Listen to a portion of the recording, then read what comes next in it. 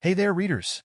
If you love hearing about power-tripping neighbors, bizarre homeowner association tactics, and unstoppable grandmas who don't back down, then keep reading.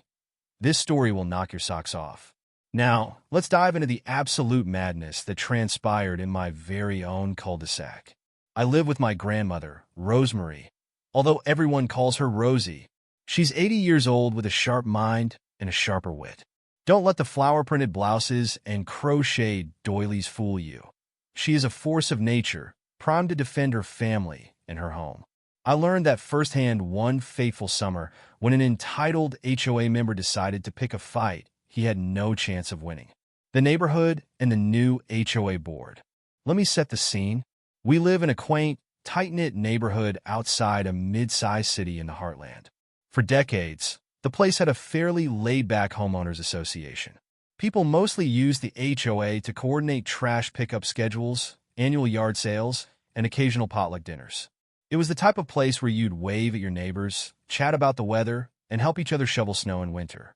Enter Bruce Wright.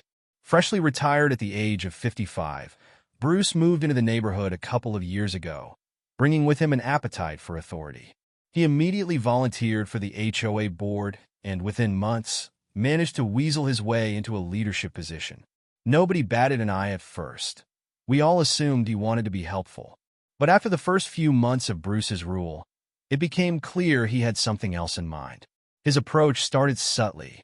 Instead of friendly reminders in the monthly newsletter, we began receiving official-sounding letters with bold-faced text. Failure to comply may result in penalties. The monthly HOA meetings, once filled with potluck chili and laughter, turned into pseudo-legal gatherings where Bruce would quote random sections of the HOA bylaws and threaten to fine folks for leaving their garden gnomes out of alignment. Grandma Rosie tolerated Bruce's antics with little more than an exasperated sigh whenever a fresh complaint arrived in our mailbox. She was a champion at rolling her eyes at petty power grabs.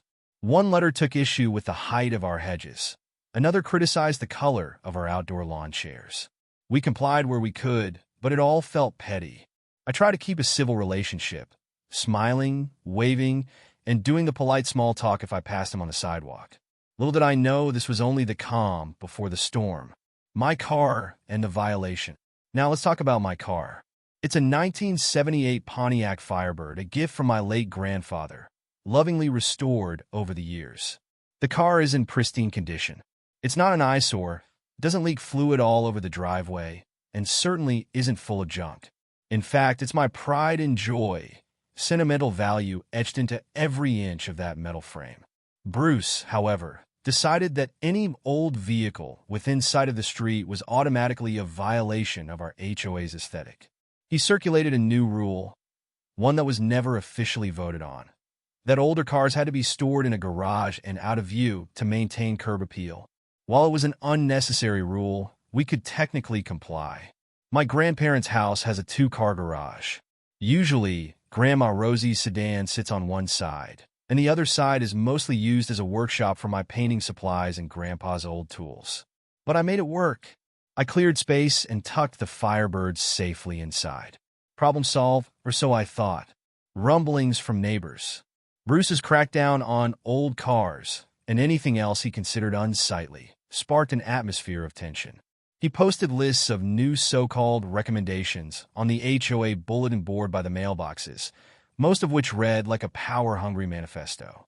He threatened to escalate voluntary suggestions to mandatory rules at the next meeting. One morning, I had a conversation with Mr. Kelly from across the street, who told me that Bruce had been going around taking photos of houses, focusing on vehicles, yard decorations, and even kids' bicycles left out overnight. Mr. Kelly said Bruce introduced himself as the Chief Compliance Officer of the HOA. This was not a recognized position. It was something Bruce made up. Everyone was unsettled, but no one knew exactly what to do. Nobody wanted to start a confrontation, especially with a guy who had proven adept at twisting rules to his advantage. The brewing storm. Things came to a head one Saturday morning when I was out of town on a painting job. Grandma Rosie had the house to herself, reading by the window and drinking tea.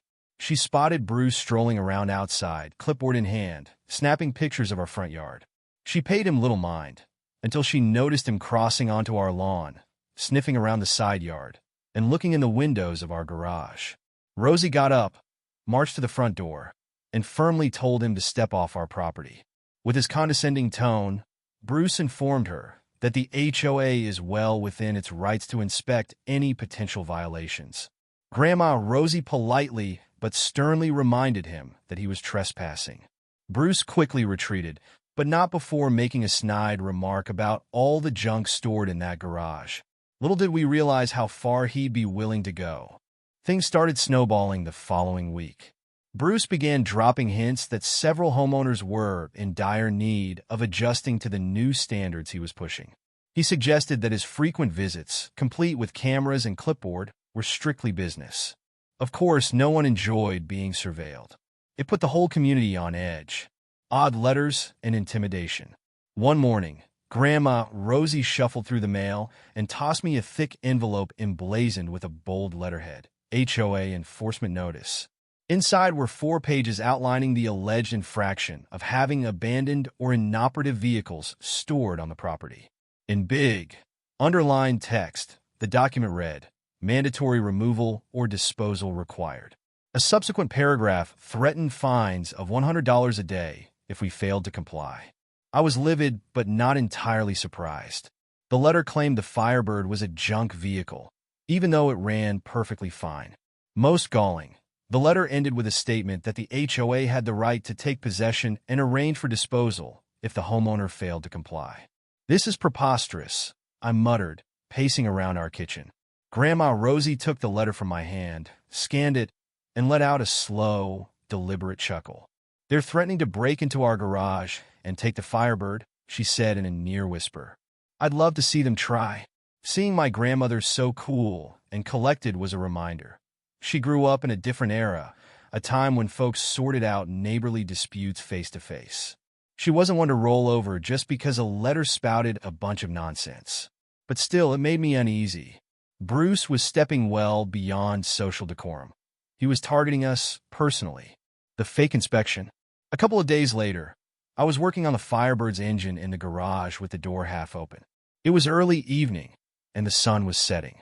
I kept the door partially down for privacy, but it was warm enough outside that I wanted some air. Suddenly, a tall shadow appeared, blocking what was left of the sunlight. I turned to find Bruce standing there, arms folded. "Evening," he greeted, in a tone that suggested anything but a pleasant chat.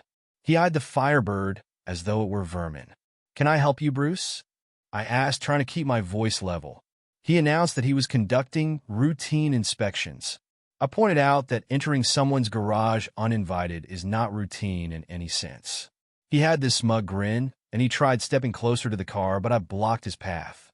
After a tense few seconds, he made some remark about me failing to keep a proper standard, tossed me a glare, and left.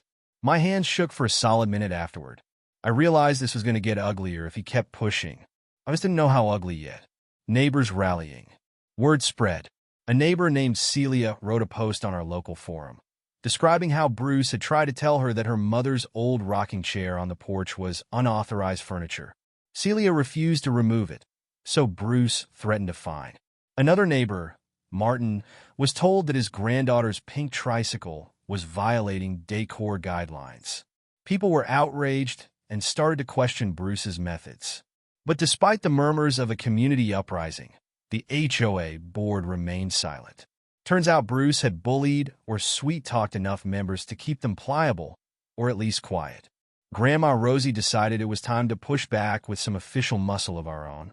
She reached out to a friend, a retired attorney, who agreed to help draft a response to Bruce's letters. The gist was, "We do not recognize these new rules as valid without a proper vote, and you absolutely do not have the right to seize private property."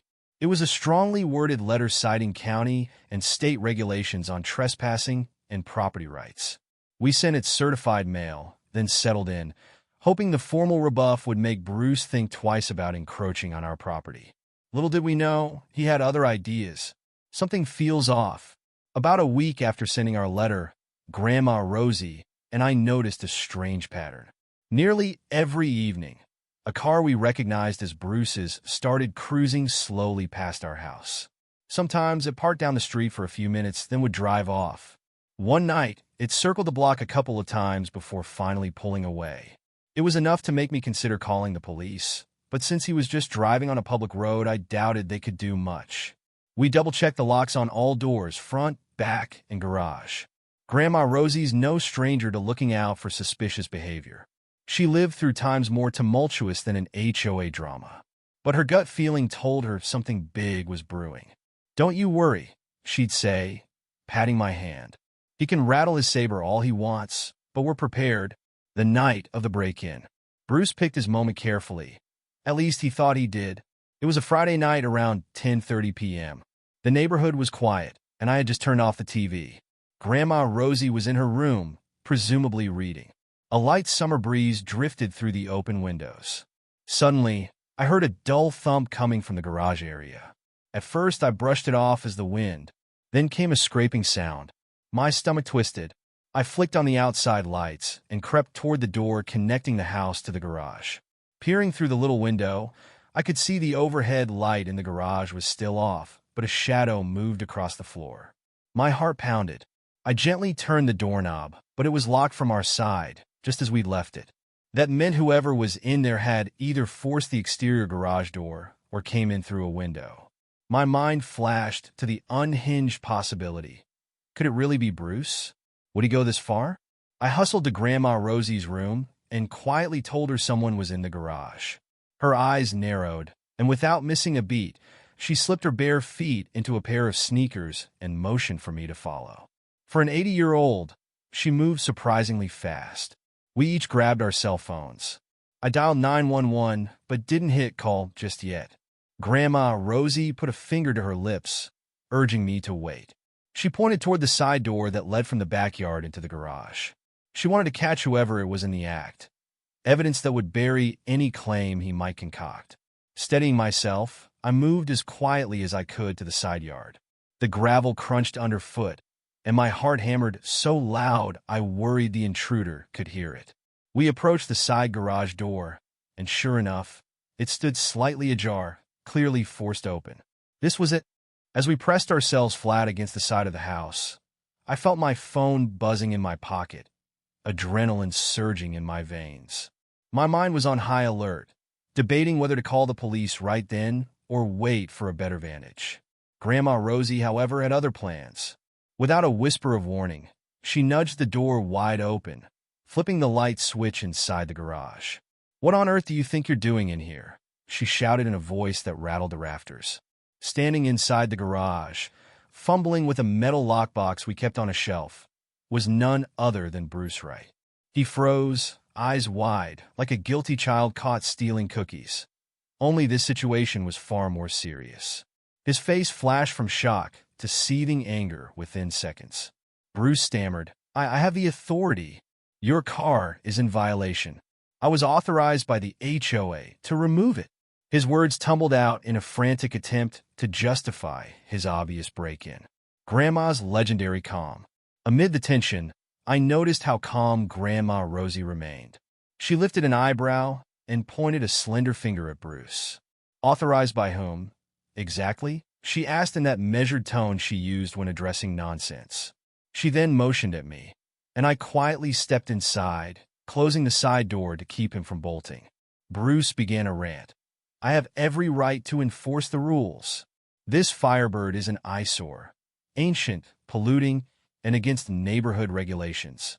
He held up a set of papers that looked like copies of the same removal notice he'd mailed us. I was left with no choice but to seize the vehicle. "You refuse to comply, so I'm exercising the HOA's lien rights." "It's not how liens work," I cut in, my voice shaking a little. "And this isn't some official bank repossession. You're trespassing on private property." Grandma Rosie shot me a calm glance, then turned her gaze back to Bruce. "Son," she said, "if you don't put down that lockbox and back away, you're going to find yourself in a world of trouble." A rash move. Instead of backing down, Bruce decided to double down. He squared his shoulders, stepping closer to the Firebird, as though threatening to do something. What exactly, I wasn't sure. Key the paint? Slash a tire? Or maybe even drive off with it? The garage was closed, so driving out seemed impossible without opening the large overhead door first. But who knew what desperation might drive him to try? I finally hit the call button on my phone, connecting with the emergency operator. I quickly rattled off the situation in a hushed tone. We had a trespasser who'd broken into our garage and was threatening to seize our property. To her credit, the operator remained calm, instructing me to stay on the line and keep everyone safe until officers arrived. Bruce heard me, though, and that lit a fire under him. He tossed the lockbox aside, the metal clanging against the concrete floor. In an instant, he lunged toward the overhead garage door, likely trying to lift it and make a dash for his car parked outside. But Grandma Rosie moved faster. The cane and the confrontation. Now, here's something about Grandma Rosie you need to know. While she doesn't typically need a cane, she keeps one handy, more for fashion and self-protection than anything else. This cane is sturdy oak with a curved handle and a rubber stopper at the base. She grabbed it on the way out of her bedroom, just before we discovered the break-in. As Bruce rushed for the garage door handle, Grandma Rosie stepped forward, cane in hand. She didn't strike him, but she slammed the rubber tip against the metal track with enough force to echo throughout the garage, causing him to flinch. She had effectively positioned herself between Bruce and the exit. "You're not going anywhere," she hissed, voice low and resolute. Bruce's bravado faltered. His eyes flicked from Grandma Rosie to me, and then to the door that led back into the house. He was cornered. "What you're doing is illegal," I said, still holding the phone to my ear. The 911 operator asked if the intruder was armed, and I relayed that I hadn't seen a weapon, just a clipboard, a bunch of phony notices, and an oversized sense of self-importance. An attempt at escape. Bruce did what cornered men sometimes do. He made a break for it. He ducked to the side, trying to slip past Grandma Rosie. She sidestepped nimbly. For an octogenarian, she's remarkably spry, and thrust the cane outward again, bringing it down just short of actually hitting him. It was enough to make him stumble. I almost felt sorry for him. Almost. He was older than me, sure, but younger and bigger than Grandma. Yet he was effectively losing a standoff to an 80-year-old woman with a cane. When he realized he couldn't easily get past her, he tried the side door, the same one he forced open. This time, I stepped in front of it. He glared at me, face flushed and breath heavy. "You people have no idea who you're messing with," he spat. "I'll have the entire HOA board on my side for this. I was invited to take this car." I could hear sirens in the distance. Help was on the way, waiting for the police. With the operator still on the line, I told Bruce the police had been called, and they were en route. I asked him if he really wanted to add resisting arrest or fleeing the scene to his list of crimes. His expression twisted through confusion, anger, and then something resembling regret. He began rattling off the same nonsense about the Firebird being an environmental hazard, an abandoned relic, and how it was dangerous for the neighborhood's property values. Grandma Rosie gave him a hard stare, not saying a word. She didn't have to. The look in her eyes was enough to communicate volumes. Finally, the tension broke when flashing red and blue lights illuminated the street outside. Bruce, in a last-ditch effort to save face, pointed an accusatory finger at Grandma Rosie, proclaiming, "You'll see. The board will back me up." But his voice quavered. We heard car doors slam and the sound of officers approaching the driveway. I swung the side door open, signaling them inside. The moment they stepped into the garage, the look on Bruce's face said it all. He was about to reap the consequences of his mind-boggling decisions. The two police officers who arrived that night were straightforward and efficient.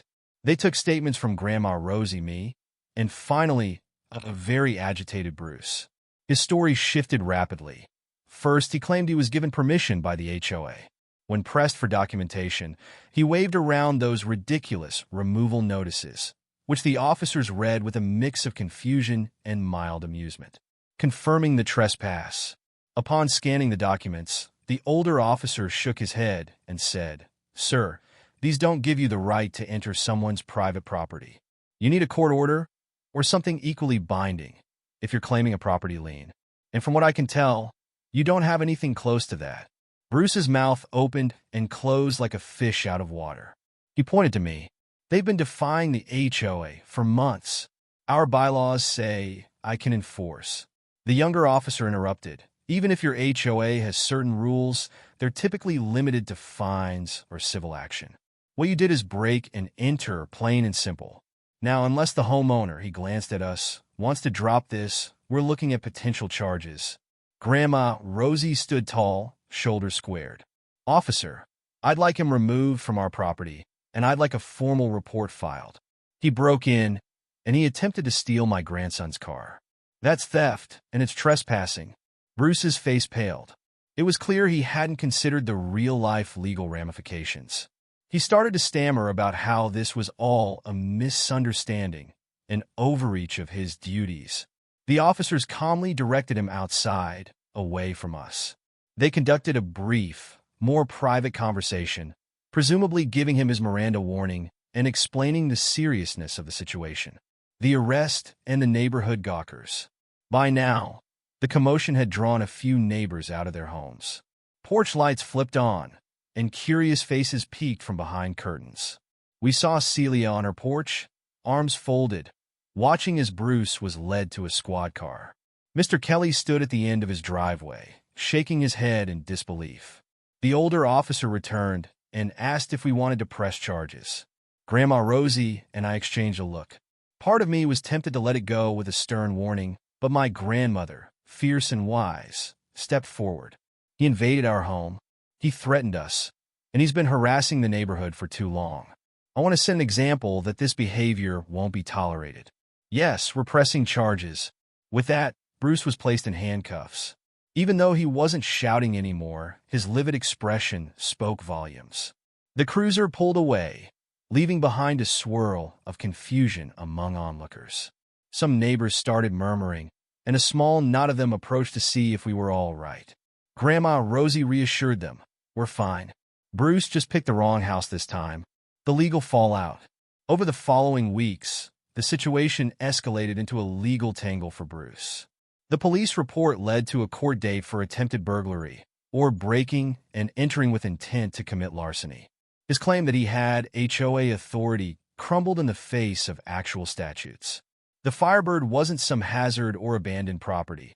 It was a registered, well-maintained vehicle, and the new bylaws he kept citing had never been formally approved by the HOA membership. Meanwhile, the true HOA board members. Turns out Bruce had muscled his way into the presidency without a proper election, rushed to distance themselves from him. A special meeting was called. People packed the community center, many wanting to share their own run-ins with Bruce and how he'd twisted rules for personal vendettas. In the end, the board stripped Bruce of any position he held. There were even calls to remove him from the community altogether, but that would have required more complex legal maneuvering. Once all was said and done, he put his house up for sale and left the neighborhood a few months later. Perhaps the embarrassment or potential jail time was too much to bear. Grandma's final word. At the big HOA meeting, right before the board announced Bruce's formal removal, Grandma Rosie had the microphone for exactly 30 seconds. She looked around at the crowd, some relieved, some angry, some still in shock, and said, "When you live in a community, you live with respect. That means you don't assume power that's not given to you. And you certainly don't sneak around at night try to take something that doesn't belong to you. We've always been neighborly, and we'd like to keep it that way. Don't let one bad apple spoil the whole bunch." Her words earned a round of applause. It was a rare sight, seeing my grandmother stand at a lectern in front of the entire neighborhood, commanding respect with her no-nonsense tone. It reminded me of all the reasons I love and admire her, and why you never want to cross a woman like her. Epilogue. Life goes on. After Bruce's departure, a kind of peace settled over the neighborhood. The HOA reverted to a more relaxed posture, focusing on community picnics rather than issuing petty fines. People seemed to laugh more, share more, and keep a closer eye on each other's well-being. It was as though we'd all lived through a cautionary tale about the dangers of letting one person consolidate too much power. As for the Firebird, it's still tucked safely in the garage, though now I open the garage door with a sense of triumph, not fear. I've even taken it to a couple of local car shows, earning compliments from enthusiasts who appreciate its classic muscle car charm. Every time I rev that engine, I think of my grandpa's legacy and, of course, The night Grandma Rosie defended that legacy from a would-be thief masquerading as an HOA official. The story became legend among the neighbors. To this day, folks will sometimes come up to Grandma Rosie and say, "I heard you chased off that Bruce fellow with nothing but a cane and your wits." She usually just smiles, replying with something like, "Let that be a lesson. Don't mess with an old lady's grandkids or her property." And that, dear readers, is how my entitled HOA neighbor tried and failed to seize my car, only to face the unstoppable force of my grandma. If you enjoyed this wild ride, feel free to share it with anyone who's ever had their own HOA nightmare. Just remember, when all else fails, get yourself a Grandma Rosie. She'll straighten things out, no questions asked.